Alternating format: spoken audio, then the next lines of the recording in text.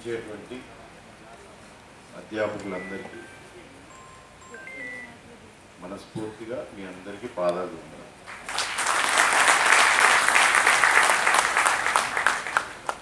పెద్దలు తెలంగాణ పేరు చెప్తే తెలంగాణ అనే ముఖ చిత్రంలో ఓ 4 ముఖాలుంటే దాంట్లో బాగా సుపరిచితమైనటువంటి ముఖ చిత్రం శ్రీ కోదండరామ్ గారికి హృదయపూర్వక నమస్కారం. సోదరుడు చక్కగా మాట్లాడిన సోదరుడు రమేష్ గారు, ఈశ్వర్ గారు, మీ అందరికీ నా హృదయపూర్వక నమస్కారాలు. నా పేరు పవన్ మల్లాది. నేను వరంగల్ వాస్తవ్యుని. చదువుకొని హైదరాబాద్కి రావడం, హైదరాబాద్లో చదువుకొని అమెరికాకి వెళ్ళడం, అమెరికాలో కొన్ని ప్రఖ్యాత సాఫ్ట్వేర్ కంపెనీస్లో పనిచేయడం, అక్కడ కొన్ని కంపెనీస్ పెట్టడం, చాలామంది తెలుగు వాళ్లకు అమెరికాలో ఉద్యోగ కల్పన చేయించడం, కొంత చూసిన తర్వాత తెలంగాణలో రాజకీయం, బాల్యంలో కొంత లెఫ్ట్లో పనిచేసినటువంటి అనుభవం, వీటన్నిటితో మళ్ళీ ఇండియాకి రావాలి, రాజకీయాలలో కీలక పాత్ర పోషించాలని కాంగ్రెస్ పార్టీకి గత 10 సంవత్సరాలుగా ఫుల్ టైమ్గా పనిచేస్తాను. ప్రస్తుతం ఈ 17 పార్లమెంటరీ నియోజకవర్గాలకి తెలంగాణలో కాంగ్రెస్ పార్టీని డ్రైవ్ చేసి చాలా నియోజకవర్గాల్లో కాంగ్రెస్ పార్టీలో 17 స్థానాల్లో పోటీ చేసే వాళ్ళని గెలిపించడం కోసమని తెలంగాణ వార్ రూమ్ చైర్మన్గా నేను ఇప్పుడు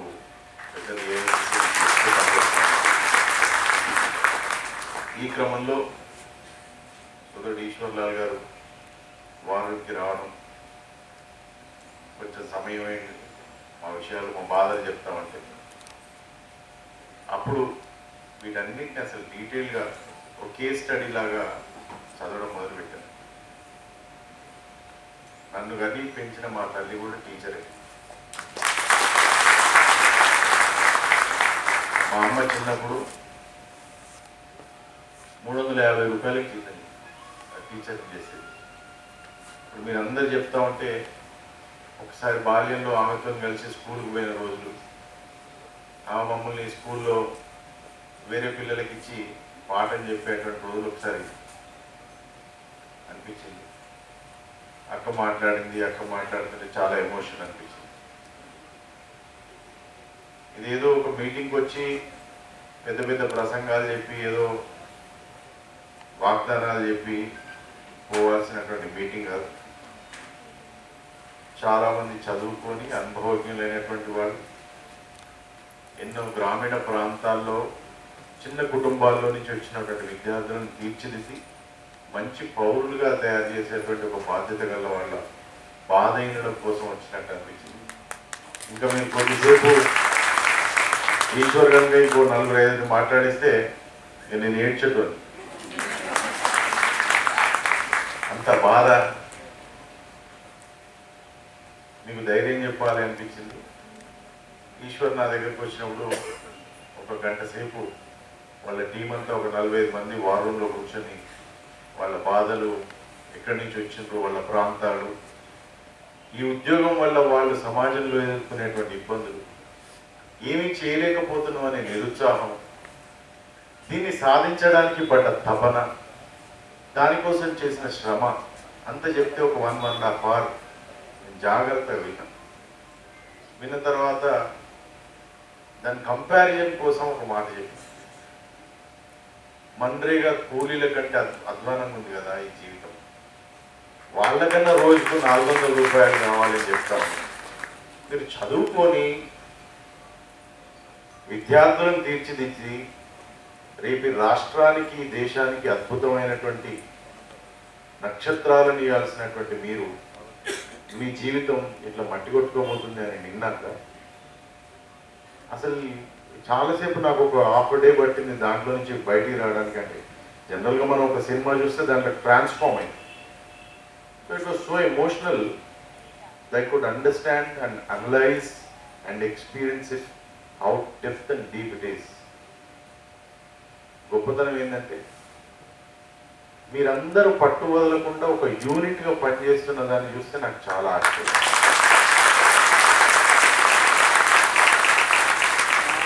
ఎప్పుడు చూసినా ఈశ్వర్తో ఒక 40-50 మందితో ఈశ్వర్ అవపడుతూ ఉంటాడు. కలిసినప్పుడల్లా చెప్తాడు. ఈశ్వర్ ఏదైనా ఫోన్ చేసినా కూడా నేను వేరే ప్రోగ్రామ్స్లో ఉన్నా, ఎక్కడైనా మీటింగ్స్లో ఉన్నా, కాన్ఫరెన్స్ కాల్స్లో ఉన్నా, మళ్ళీ ఒక 1/2 అవర్ 1 అవర్ తర్వాత ఈశ్వర్ ఏంటి ఏమైనా ఇబ్బంది అని ఫోన్ చేసి అడుగుతాను. సేమ్ సబ్జెక్ట్ అన్నా, guest lecturers, continuation of rules, salary, మేము 7 నెలలు పనిచేస్తాం, 12 నెలలు పనిచేస్తాం, 7 నెలలకు జీతం వస్తుంది. ఇవన్నీ ఇబ్బందులు టైం అండ్ అగైన్ నాకు చాలాసార్లు చెప్పాను. విషయం ఏంటిదంటే దీన్ని కొంత పోరాటం చేసి సాధించవచ్చు. కానీ ఈ పోరాటంలో మీరు ఎక్స్పీరియన్స్ చేసేటువంటి ఏవైతే అనుభూతులు ఉంటాయో, సంఘటనలు ఉంటాయో, వాటిని రేపు వచ్చే తరాలకు కూడా ఒక పేజీ లాగా తయారు చేయాలి. ఇది చాలా ఇంపార్టెంట్. జీవితంలో సంఘటన చేయడం, పోరాటం చేయడం అనేది వాళ్ళు ఉన్నటువంటి పరిస్థితుల్లో లేదు.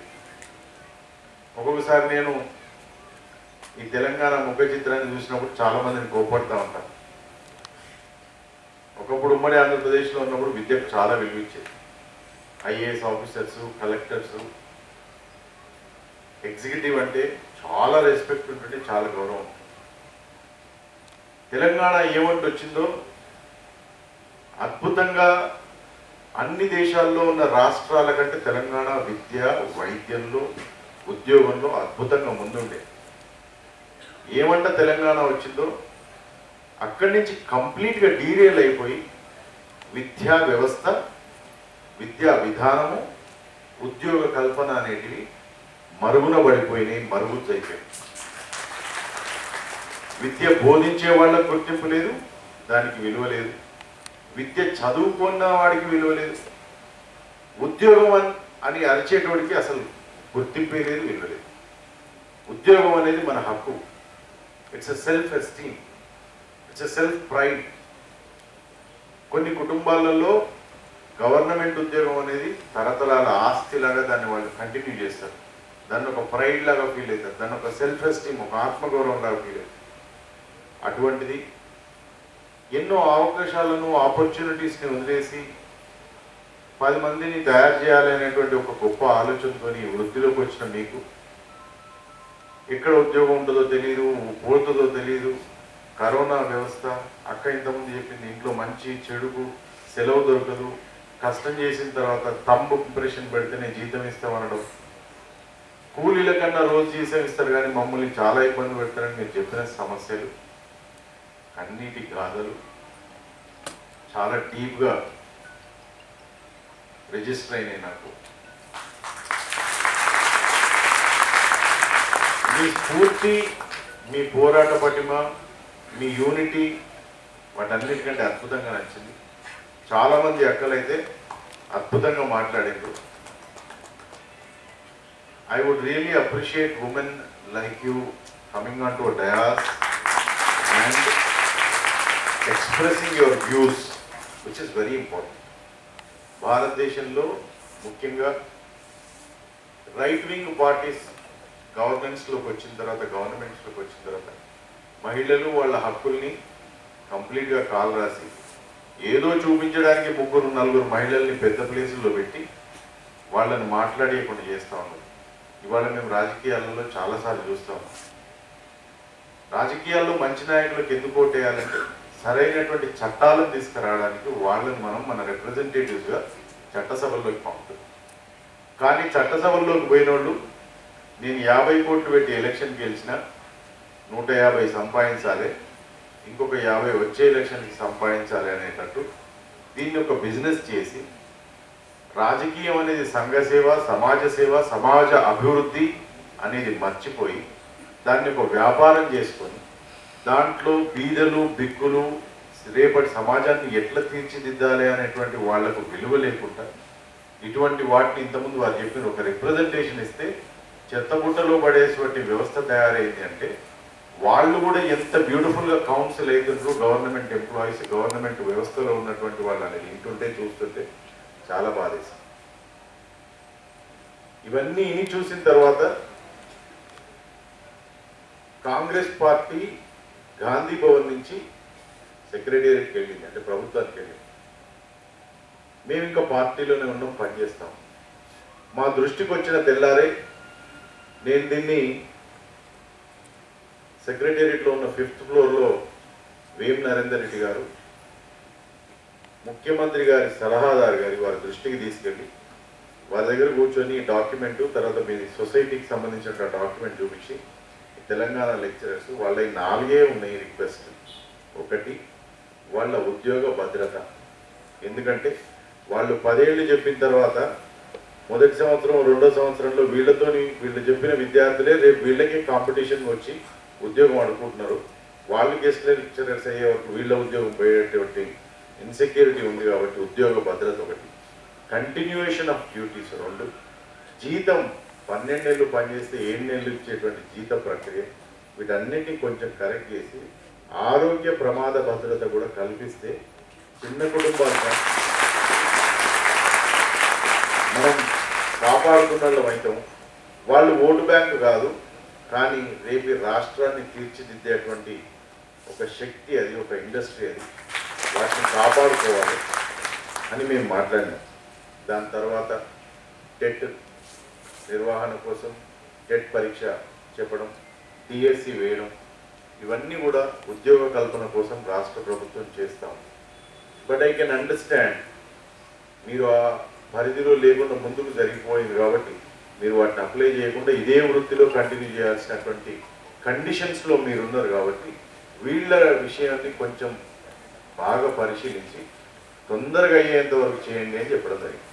కాకపోతే మేము ఎప్పుడు దీన్ని పరిశీలనకు తీసుకోవాల్సి వచ్చింది అంటే, ఇంకొక 4 రోజులు అయితే ఎలక్షన్ నోటిఫికేషన్ వస్తుంది.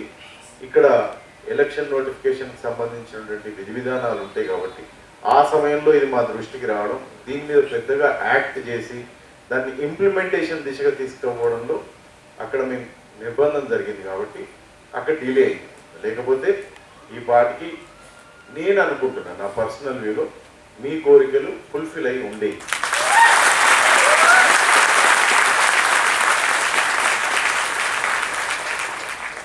అయితే ఎలక్షన్ డేట్ రావడం, జనరల్గా మనం అనుకునేది ఏంటంటే April 13th or 14th election ఉంటుంది. ఎలక్షన్ నోటిఫికేషన్ నుంచి ఒక 1 month 2 months ఉంటుంది, 1.5 months 45 days ఉంటుంది. కాబట్టి దాని తర్వాత చేయొచ్చులే అనుకున్నాం. కానీ నరేంద్ర మోడీ గారు, బీజేపీ పార్టీ, ఎలక్షన్ కమిషన్ వచ్చి April 14 జరగాల్సినటువంటి ఎలక్షన్ని May 13కి పొడిగించి ఎలక్షన్ నోటిఫికేషన్ డేట్ మాత్రం ముందే వేసి ప్రభుత్వాన్ని కూడా ఏం పని చేయకుండా కాళ్లకు దారాలు కట్టి, ఏం పని చేయకుండా, ఏం సంతకాలు పెట్టకుండా చేతులు కూడా కట్టేసి మమ్మల్ని అక్కడ కూర్చోబెట్టి, it's a planned activity which we understand. ఇది ఒక పథకం ప్రకారం జరిగినటువంటి ఆట, దాన్ని మేము అర్థం చేసుకున్నాం. ప్రభుత్వంలో ఉన్నాం, బాధ్యత ఉంది. తెలంగాణలో పుట్టినటువంటి ప్రతి బిడ్డ, ప్రతి ట్యాక్స్ పేయర్కి అడిగేటువంటి హక్కు, అధికారం ఉంది. ఇది మనకు రాజ్యాంగం ఇచ్చినటువంటి అధికారం. భగవంతుడి దయ వల్ల మీరందరూ చేసేటువంటి పోరాటం తొందరగా సఫలీకృతం చెందాలి అని చెప్పి నేను మనస్ఫూర్తిగా కోరుకుంటా ఉన్నాను.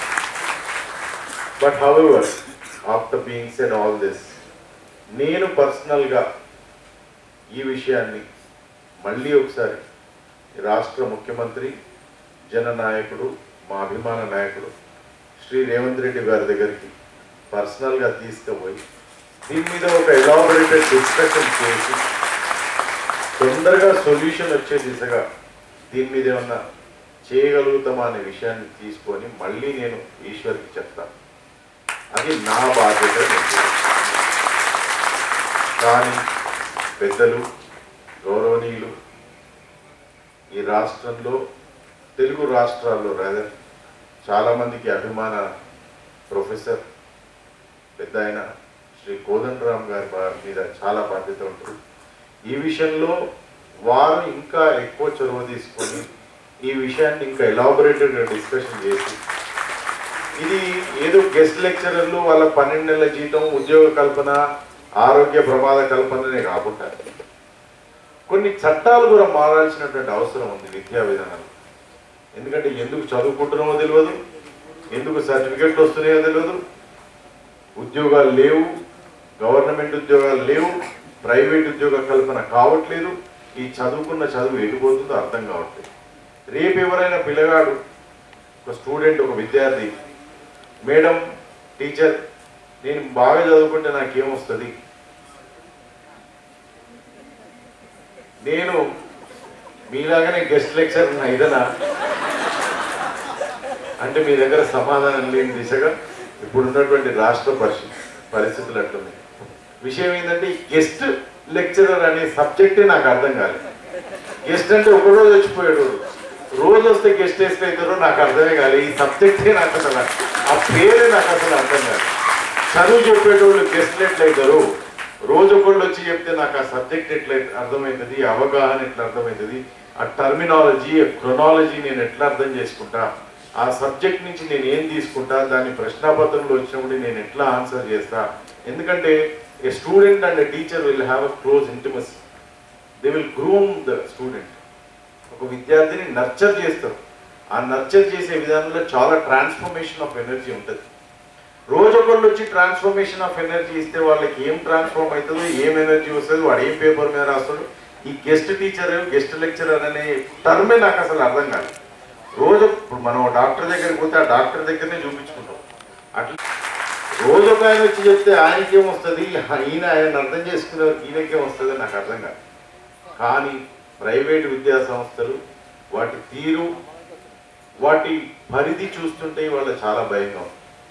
ఏ ఇన్స్టిట్యూట్ చూసినా లక్షల రూపాయల ఫీజు. ఇంతకుముందే నా కొడుకు ట్యూషన్ ఫీజు గురించి వాళ్ళ ట్యూటర్తో మాట్లాడతాను. 2 నెలలకు 14,000 రూపాయలు ఇవ్వాలి సార్ అని చెప్పాను. మొన్ననే 10th అయిపోయింది, ఐసిఎస్సిలో చదివిండు. ఇప్పుడు ఇంటర్మీడియట్కి పోవాలి, ఐఐటి చేయి చదువుకొని ఆయన. మనమేం రిజర్వ్డ్ కులాల్లో పుట్టలేదు, మనకు అంత ఆశలు కోరికలు ఉంటాయి గట్టిగా. కానీ ఓసీ బ్రాహ్మణలో పుట్టినాం కాబట్టి చదువు ఒకటే మన ఆయుధం, బాగా చదువుకో అంటే ట్యూషన్ టీచర్ని పెట్టు అన్న. ట్యూషన్ టీచర్కి వచ్చినప్పుడే ఫోన్ చేస్తే నెలకు 14,000 ఇస్తే ట్యూషన్ చెప్తారా అంటే, ఈయన 14,000 కోసం నేను ఎక్కడన్నా గెస్ట్ లెక్చరర్ జాబ్ చేయాలి. అట్లున్నది నా పరిస్థితి. విద్యా విధానం ఎంత కాస్ట్లీ అయింది, ఎట్లా చేతుల్లో నుంచి జారిపోతుంది, కార్పొరేట్ విద్యా విధానం అనేది ఏం చేస్తుంది అనే విషయం. రెండో విషయం, మేము రాజకీయాల్లోకి వచ్చిన తర్వాత చాలామంది యువకులతో ఇంటరాక్ట్ అవుతాం. సివిక్ సెన్స్ అనేది లేదు. ఎడ్యుకేషన్లో టెక్నాలజీ అనేది చాలా ఇంటర్ఫియర్ అయింది. టెక్నాలజీ అనేది మనుషుల మధ్యలో బాంధవ్యాలను, అనుభూతులను తగ్గిస్తుంది. ఇటువంటి దగ్గరకు వచ్చినప్పుడు, ఇటువంటి మాటలు విన్నప్పుడు మనిషి లోపల మానవత్వం, దానికి ఉండే విలువ, కుటుంబము, పరివారము, సమాజము, దానికి ఉండేటువంటి గొప్పతనము, ఇండియా ఎంత బ్యూటిఫుల్ సొసైటీ అనేది ఇవన్నీ చూస్తే ఇక్కడికి అటువంటి వస్తే మీలాంటి వాళ్ళు, ఎందుకంటే టీచర్స్ ఆర్ బ్యూటిఫుల్ ఒరేటర్స్, మీరంతా మంచి ఒరేటర్స్, మీరంతా మాట్లాడుతుంటే చాలా బ్యూటిఫుల్గా అనిపించింది. మా అక్క ఎమోషన్ చెప్తుంటే ఇంకోసారి చెప్తా ఉంటే, they really transform there emotions so beautifully and well scripted, which is very rewarded in this society. చాలా అద్భుతమైనటువంటి భాష, చాలా అద్భుతంగా చెప్పగలిగేటువంటి తత్వం మీ లోపల ఉండదు. దాన్ని విలగట్టలేని తత్వం కాదు. సార్ దగ్గరికి మీరు వచ్చి, సార్ నేను మీ స్టూడెంట్ని, నేను మీ దగ్గర పిహెచ్డి చదువుకున్న, పొలిటికల్ సైన్స్ చదువుకున్న మీ స్టూడెంట్ అంటే సార్కి ఎంతో గర్వం అనిపిస్తుంది. ఇంతమందిని తయారు చేసినాం కదా.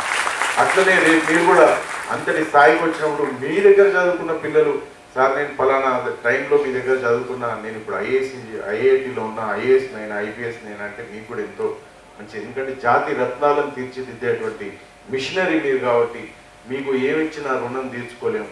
ఈ చిన్న పని కూడా చేయకపోతే మాలాంటి వాళ్ళు రాజకీయాలలో ఉండడం కొంచెం ఇబ్బందిగానే అనిపిస్తుంది. కాబట్టి నేను భగవంతుడిని కోరుకుంటా ఉన్నా, భగవంతుడిని మళ్ళీ చెప్తా ఉన్నా, నాకు మీ ప్రాబ్లంకి సొల్యూషన్ తెచ్చేటువంటి శక్తిని ఇవ్వాలని మీ అందరి ఆశీర్వాదం ఉంటే మా నాయకుడు రేవంత్ రెడ్డి గారి దగ్గరికి తొందరలో పోయి వారికి ఉన్నటువంటి ఇప్పుడు ఎలక్షన్ ప్రక్రియలో కొంత సమయం తీసుకొని ఈ విషయాన్ని వారికి దగ్గర నుండి కూర్చొని చెప్పి ఈశ్వర్ గారికి ఫోన్ చేయించి అవసరమైతే ఒకసారి మాట్లాడించి వారిని, మిమ్మల్ని అందరినీ, కొంతమందిని రిప్రజెంటేషన్ కూడా తీసుకుపోయి రిప్రజెంటేషన్ చేసి ఎక్స్ప్లెయిన్ చేసి ఈ ఇష్యూకి ఒక మంచి అద్భుతమైనటువంటి ది ఎండ్ బలికి ఈ గెస్ట్ లెక్చరర్ అనే టర్మ్ను కూడా తీసి ఇంకా దీనికి అద్భుతమైన టర్మ్ లేకపోతే వీళ్ళ జీవితాలలో ఏదైనా ఒక సంక్షేమం కల్పించగలుగుతామా అనేది కూడా ఒక రకంగా నేను ఆలోచించాలనుకుంటాను. బట్ నేను పెద్దలు కోదండరామ్ సార్ని కూడా రిక్వెస్ట్ చేస్తాను, sir take some time and think to change the laws in the education. విద్యా వ్యవస్థను సమూలంగా దాన్ని చేంజ్ చేయాల్సినటువంటి అవసరం వచ్చింది. పిల్లలు పేపర్ రాస్తే ఆ పేపర్లు దిద్దేటోళ్ళకి చదువు రాకపోవడం ఏంది, ఆ పేపర్లు మళ్ళీ బయటికి రావడం ఏంది, చదువుకునే పిల్లలకు ఏం కాన్ఫిడెన్స్ ఉంటుంది నేను చేసే పని కరెక్ట్గా ఉందనేది. ఇటువంటి ఫెయిల్యూర్స్ అనేవి ఏం చేస్తాయి అంటే సిస్టమ్ని కంప్లీట్గా డీరేల్ చేస్తాయి. రేపు వచ్చేటువంటి పిల్లలే ఈ పునాదులు. ఆ పునాదులే చక్కగా లేకపోతే డాక్టర్ గాడు, ఇంజనీర్ గాడు కాళేశ్వరం కట్టిన కథ అవుతుంది. మొన్న పోయి చూసినాం, అది మొత్తం మేడిగడ్డ, పైనుండి చూస్తే కింద నుంచి పిల్లర్ కింద నుంచి వాటర్ పోతుంది. ఏంది ఇది అద్భుతమైన కట్టడం అంటే, మరి అది ఏ చదువుకున్న వాళ్ళు కట్టిందో ఏందో అర్థం కాలేదు. మనం మాత్రం చెమట కష్టం ఖర్చుతో కట్టినటువంటి పన్నులు తీసుకుపోయి అక్కడ పెట్టింది. ఇవాళ అదే డబ్బు కనుక పెడితే ఎన్ని విశ్వవిద్యాలయాలు వచ్చేటి, ఎన్ని స్కూల్స్, ఎన్ని మెడికల్ కాలేజెస్ వచ్చేటి, ఎంతమంది మంచి అద్భుతమైన విద్యార్థులు తయారయ్యేటోళ్ళు, ఎంత మంచి చక్కటి వైద్యం అందించేటువంటి డాక్టర్స్ వచ్చేటోళ్ళు. ఇవాళ వైద్యం కాస్ట్లీ అయింది, ఎడ్యుకేషన్ కాస్ట్లీ అయింది. ఇటువంటి చాలా వాటికి మనం దాన్ని ప్రొడ్యూస్ చేస్తున్నాం. కాబట్టి ఏంటంటే చదువుకున్నోళ్ళు, అద్భుతమైనటువంటి పఠనా శైలి ఉన్నోళ్ళు, ప్రభుత్వ స్థాయిలో ఉన్నోళ్ళు ఫెయిల్యూర్ కావడమే ఈ సిస్టమ్ అంతా ఫెయిల్యూర్ అవుతూ ఉంటుంది. కాబట్టి దీని ముఖ్య పిల్లర్ ఏంటంటే ఈ సొసైటీ ఆ శాఖలను అభివృద్ధి చేసి ఒక మంచి సొసైటీని తయారు చేస్తారు. కాబట్టి ఎందుకంటే I'm very concerned about Indian society. మేము బయట దేశాలలో పోయి ఉండి చూసినాం, అక్కడ ఉన్నటువంటి పరిస్థితులు, వాళ్ళ ఎడ్యుకేషన్, వాళ్ళ బిహేవియర్, వాళ్లకు సొసైటీ మీద అవగాహన ఎట్లుంటుంది, మన ఇండియాలో ఉన్న వాళ్ళకి ఎట్లుంటుంది అని. ఎందుకంటే మనం పోతా ఉంటే కింద పడితే మనం ఆగి లేపి వాళ్ళకి ఏమైనా చేస్తాం. ఇంతకుముందు మా అక్క చెప్పింది, ఎవరు వస్తున్నారు స్నేహితుడు చనిపోతే 500 రూపాయలు ఏలేని పరిస్థితి. ఒక ఎమోషన్ ఉంటుంది, that is a society. Man is a social animal. మనిషి అనేటోడు సామాజిక మృగం. మన లోపల నుంచి సమాజం పోతే మనం మృగమే అవుతాం. If the animal left alone, then it will be very cruel. If the society is taken out from socialness or humanness, then we are not humans, we become and we are left out with animals.